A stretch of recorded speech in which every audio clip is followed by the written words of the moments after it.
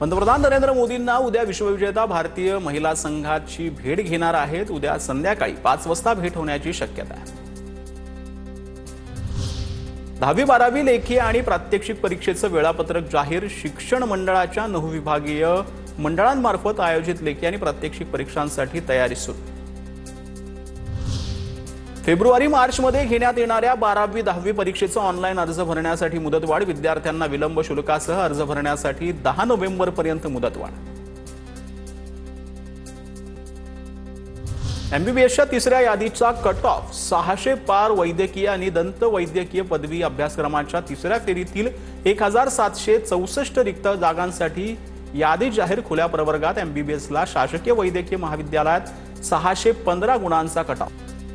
संपूर्ण देशभर digital arrest प्रकरणामध्ये 3000 कोटींची लूट। सुप्रीम कोर्टात सादर केलेल्या अहवालातील माहिती। कठोर आदेश दिले नाहीत तरीही भयावह समस्या उद्भवण्याची भीती।